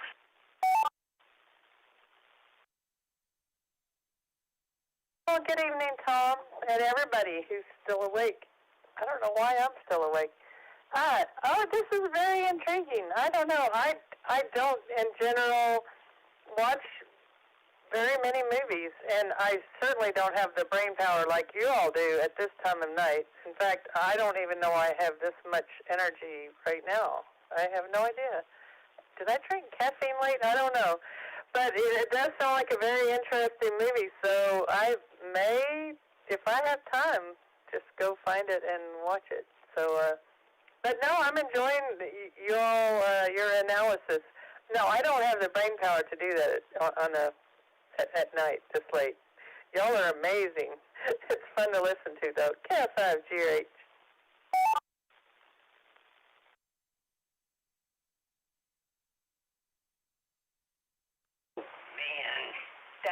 Okay.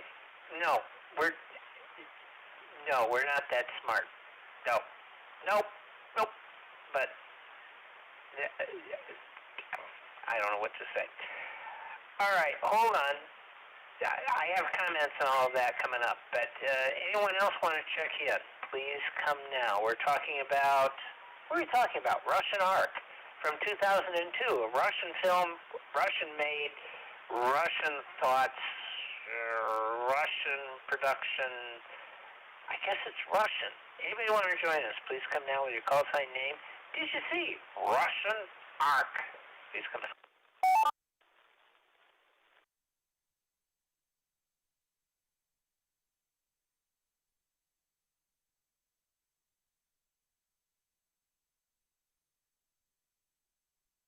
All right, hearing none. Here are my comments about the film. As far as characterization, I don't think the characterization was actually based on anything having to do with individual characters, although it is. You know, you got, I can't remember everybody. I'm getting tired too.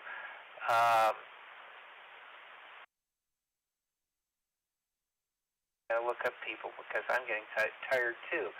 You got Peter the Great. You got Nicholas the First. You got Nicholas the Second. You got all these different characters in history, and they're saying things. They're talking to the masses or to each other. Catherine the Great, Peter the Great. You know all these characters, but they're talking kind of mundane terms.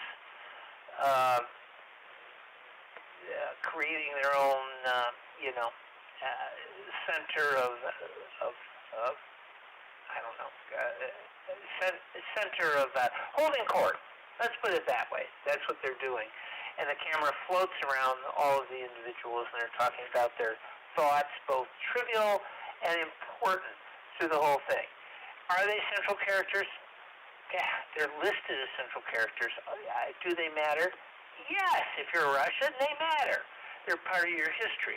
If they're not, then this seems trivial. The one thing that is always brought into mind is the fact that the characters themselves, where is it? I've got notes here on the background part is that you've got the European who comes in, the aristocrat, Marquis de Custine. He is, the Truckville character in American history who wrote about the American exceptionalism, the whole thing, and how positive it was, and the fact that France could follow or should follow in America's footsteps. Well, we have this equivalent in this other character that's portrayed that Russia is very negative and unable and completely incapable. Of course, France went against Russia in the 1800s. So I guess I think that everybody, the characters themselves, there's the decadence that was mentioned earlier, and kind of this whole psyche of disbelief, both of the characters themselves and the situations that they're in, and the historical place that they are. It's kind of throwaway if you think about it. But that happens. Aristocrats end up in a bubble, and they see things in their own way, and we're brought into that. And we take all of that as normal, at least at the end. Of course, that's a play. When you think thousands of people that were in it, and they leave in this movie that was filmed in 90 minutes, they all leave their respective placements in the castle, and then they leave out onto the out through the main entrance to the palace. So it's just two things. One is how many people were in the production. The other one is how many people were involved in historical sense. I know that Tony mentioned that the thing is that how could so many people be in St. Petersburg? Well, were aristocrats? No, they weren't. There were historical elements over 100 years that is suggested here.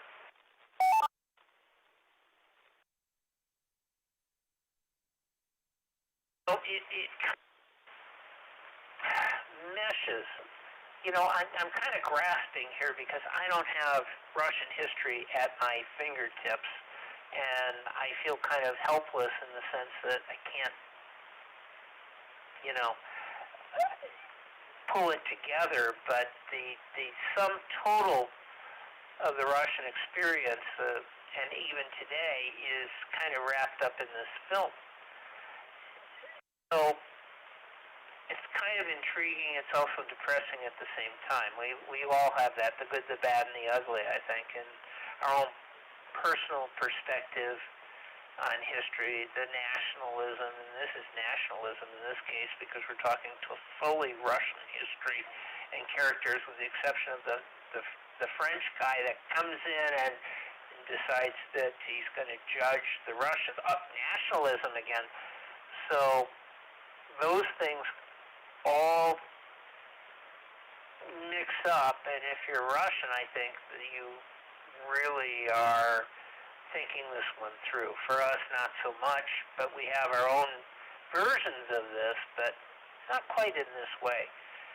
So for me, I thought that the film and the characterization was kind of this larger picture. It was designed in a way to invoke emotions and a kind of this more, I don't know, nationalism or primalism or something for the Russian people, especially in 2002 when things were after the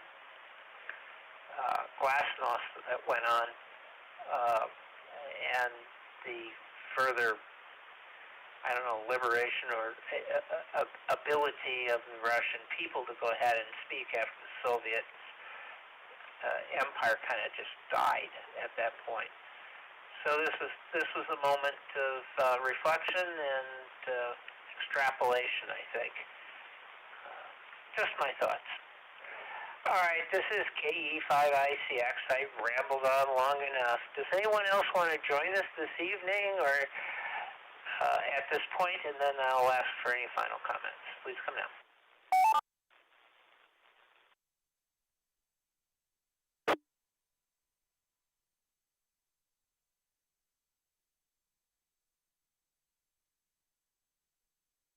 All right, this final round is always an interesting one.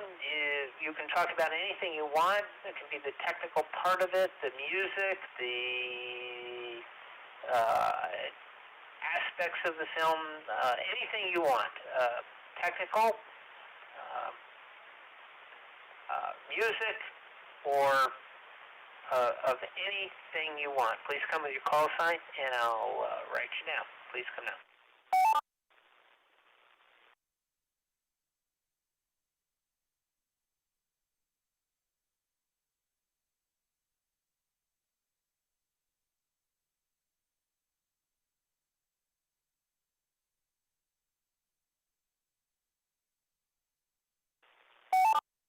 Man, must have turned everybody off on this one. All right, I'll do this. I'll make some comments about the technical aspects of the film because I thought that was the most interesting part.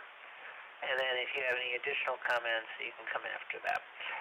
Here's the thing that I thought about the film itself. It was visually stunning, as we all said. It was lit perfectly. I don't know how the hell you can take and create this multi-layered, multi-room, multi-floor thing and have the lighting exactly right with no shadows. Hell, I have problems with that every frickin' day, trying to figure out how to make that stuff work. And this was so effortless. I thought it was fantastic. Steadicam moved effortlessly around the people and did so with a deliberate approach to everything. The whole thing was done in one take. Now they had to do 5 of these until they got it down, but it's continuous. I am fascinated by films that have continuous takes. It's one of my favorite things in movies. There have been several that have that, but not to the extent of a 90-minute film. I thought that was fantastic, and the voiceovers and everything I thought were good. They did have to go in and put voiceovers into the film. I don't know what that means because I was getting, well, I guess it was in the original Russian, but they did the voice stuff afterwards. But overall, it just stunning. The whole thing just really worked in my eyes. And I love big films, and this is a small film with thousands of people. And while it went a little too long, I liked as everybody left the palace through the front doors, which was very small when you saw that, this huge thing. So I'm sorry, this was my choice. It was not a film that people could really get into, but it was time travel. It was sort of science fiction type of thing, but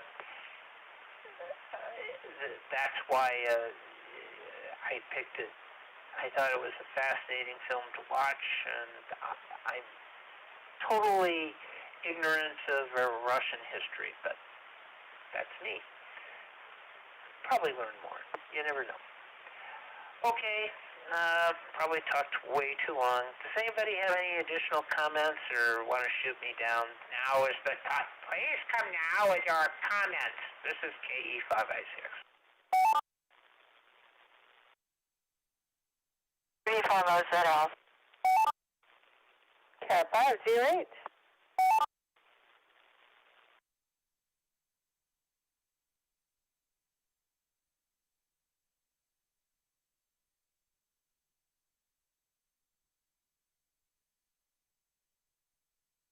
Two comments from WB50ZL and KI5GRH. We'll start with Brenda. Go ahead.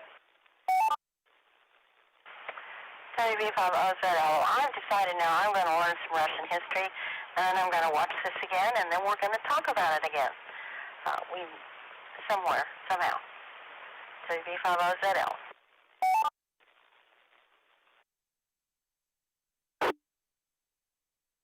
Hey, Brenda. Yeah, well, we talk a lot, so probably we'll do it. KI5GRH. Melissa, go ahead.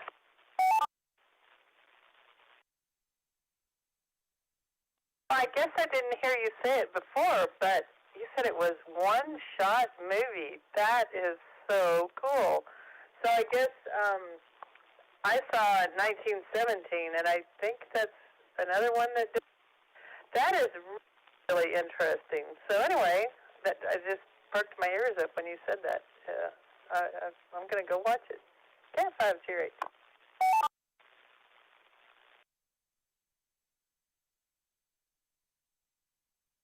Thank you, Melissa. I will say this, and then I'll tell you what the next movie is. Is that way back years ago in Detroit, I was a stage manager for theater stuff, and I appreciate the fact that it takes a lot to get people to do what they need to do, to get them in the right place, to figure out what to do when things go wrong. All those things come into play, and this thing was like 10,000 times bigger than anything I had ever done on doing behind scenes, on stage, in the back of the theaters and things like that. It just totally is mind-boggling to me. Plus the material I thought was really interesting. So for me it was a perfect storm. It's like, this is amazing how this all played out. And so, and now I do production stuff. We do things for the company I work for, and I know how hard all of that is to do. I'm reminded of it. I'm very, humbled by people that I work with to make this stuff happen. And so I have kind of a reverence for this for multiple reasons, and it doesn't translate on stage always, or on screen always, but it is something amazing. I consider it kind of an equivalent to 2001 in a different way because of the way the thing was all held together in the end. So let me see here. Give me a second here. I got to figure out what the next movie is. Give me a sec. I'll be right back. This is KE5I6.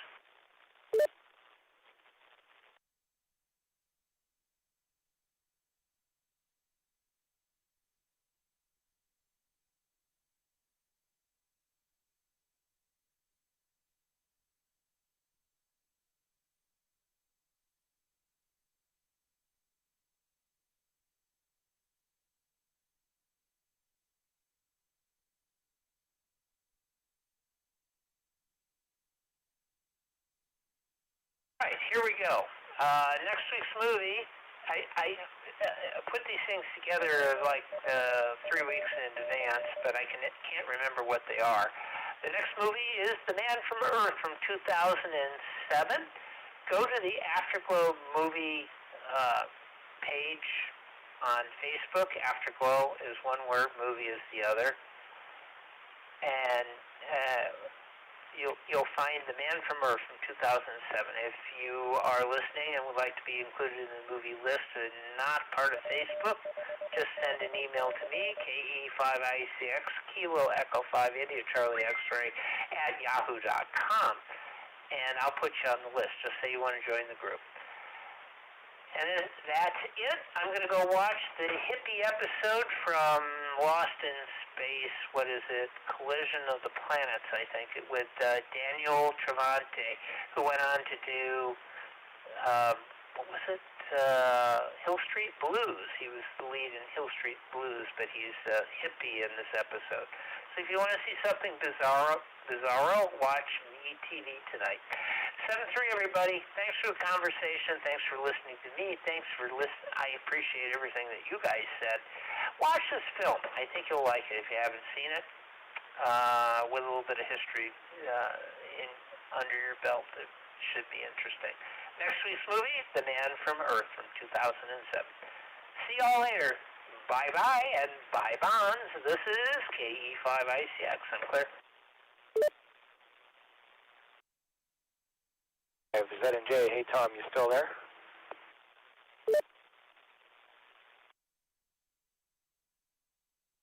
Frank, go ahead. KG5, Z&J. Well, I took my medication now, so I'm more sane.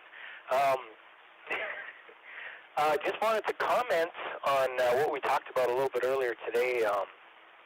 Just by chance, I've been messing around with shortwave radio, the broadcast shortwave on AM, and I used to listen to that, before there was an internet, when I was a kid especially, and was really into it. But then when the BBSs came along with the modems and then the internet, I pretty much never really messed with it ever. And then when I came to this fine country about 20 years ago, I used to listen to Radio Canada International on shortwave, and then they shut it down, and I was so mad that I didn't touch shortwave. Anyway, long story made short, I was been messing with it a little bit this week, and especially today. Let me reset. And there's a radio station out of Tennessee called WTWW. Probably half of you know about it, I guess. And I was listening on 5085 kilohertz, and it's a show called QSO Live, hosted by a guy named Ted Randall. And it's a shortwave radio show, and they talk about ham radio, and it's not ham radio, it's shortwave, but that's the show. And they were talking about what's wrong with ham radio, and they mentioned a lot of stuff, but they were saying that, repeaters nowadays are normally very, very dead, and Ted was saying that when he travels the country, he tends to hit repeaters when he goes in his cars, and they're dead repeaters, nobody's on them, and then some locals key up, and they don't appreciate that, an outsider is using their repeater, even though nobody's using it, and they were going on and on that, just the situation isn't good, and then he made mention, and this is the point of all this, he mentioned that there's this crazy repeater in Dallas, Texas, where they have all these crazy nets all the time, and it's just such an awesome, zany,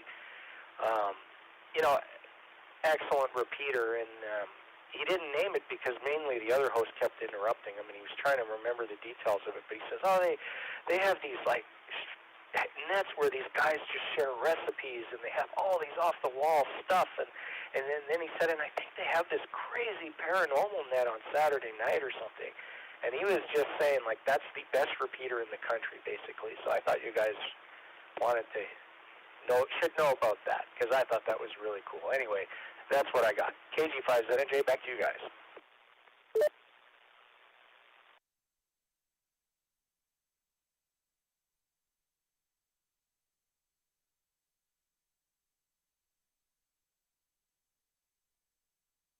But Frank, thanks for the comments. This is something that's been going on for a long time, and what people want is what people get. If you want to talk about anything, I think that's what works. We have so much darn media that allows you to do a bazillion different things. But one of the things that really is cool about amateur radio is it's still kind of local, whether it be HF, where you're talking to people that you hear from all the time, or whether it's here locally on a repeater like W5SC. The thing about it is it's still about community, and you need to talk to one another. Especially now, this last year has been really difficult for everybody.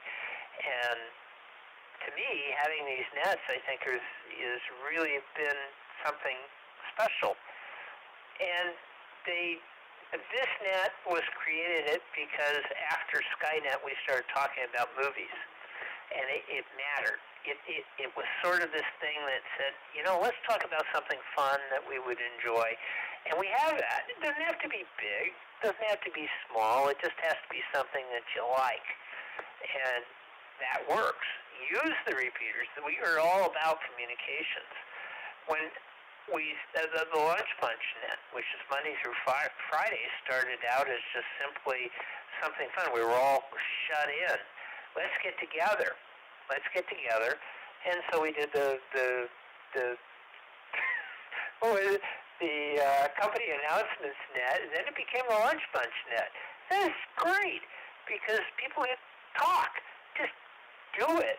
The thing about the net, let me reset. The thing about the nets is that someplace, it's a watering hole. It's someplace that everybody can be. You know, it used to be years and years ago, people would go outside and smoke. It's time to go smoke, and everybody go outside and smoke. I don't smoke, but all my friends did, so I would go out and smoke with them during work because, you know, you can go outside and talk about anything you wanted to. That's what it is. Smoking net of sorts, nets. So I'm thrilled to death that that happened, and I'm glad personally that that all happened because I love doing this stuff myself, and I think everybody else does too. So I love being a participant. I love doing it, and I worry about if it doesn't happen, I'll jump in and be net control because it's fun and it matters to get people talking. I'm a social guy. I love being part of a social circle, and particularly now, it's difficult to socialize except through, I don't know, the internet, which is typing stuff, sometimes getting in and talking to people, which is cool and everything. But this has a certain fun aspect to it because it takes a little bit to get here, but everybody's here together because we all got here the same way. So, again, I talked too long. KE5ICX. KG5ZNJ. Yeah, I just thought it was so cool that you know, he you know, in short, it was, you know, here's what's bad about amateur radio today, and you know, the state of repeaters, and they just said, oh, there's this. It was almost like there's this one legendary repeater way out in Dallas, you know, and you know, where he was basically saying they seem to have a net every 30 minutes, and it's just like, you know, they just have nets on everything, you know, and that it's just really fun and upbeat, and you know, it's a total opposite of what most of all the other repeaters are according to him, which is, you know, there's 4 guys on it, and they get really angry if an outsider comes on and says something, you know. So I just thought it was really cool that he just you know, it was obvious it was this repeater, right, because of the, you know, the Ham Fixins net and all that, and I just thought it was great. That was the one thing that he pulled out of what he, you know, could have been anywhere, and you know, basically used it as an example, like that's the best repeater there is. Like every repeater should be like that one. So I just thought that was really cool, and it's just fun. It's really cool. Anyways, KG5ZJ, I'm gonna call her a night there, and we'll talk to the rest of you later. KG5ZJ, clear.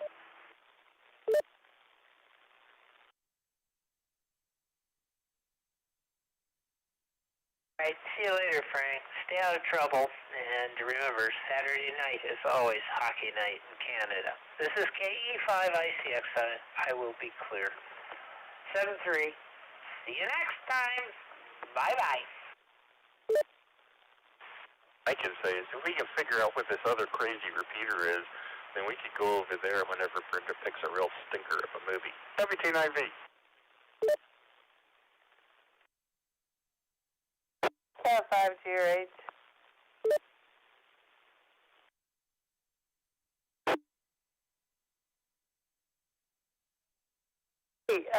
WT9B. Oh, hello to you. And KG5ZNJ, you probably already left. If you could get a recording of that, wouldn't that be awesome? That'd be something we could play on the repeater. KF5GH. It's KG5ZNJ. Well, you never know. They may have a lot of these shortwave stations, I think, record their episodes and you know, put them online. And I think what was annoying was, the one annoying thing was the host was trying to remember like details about it, like specific details of it, and he had this co-host that just kept interrupting him to talk about other stuff, and he's like, no, you know, like, I want to talk about this repeater, and I think he got off track, but you never know, they may have a recording of it, and that would be cool. But I just thought it was really cool that it was, you know, that this repeater here was singled out as the shining example of what a fun repeater is and how it should be. And I thought that was awesome, because I really do feel that way about this repeater. So good stuff. KG5, ZNJ. Hey, that is 100% true. This is an awesome repeater because of the awesome people on it. You have a good night, KF5GRH. I think I'm going to go to bed, too, here in a minute. KF5GRH, monitoring just for a little bit. Roger, 3 KG5 ZNJ, clear.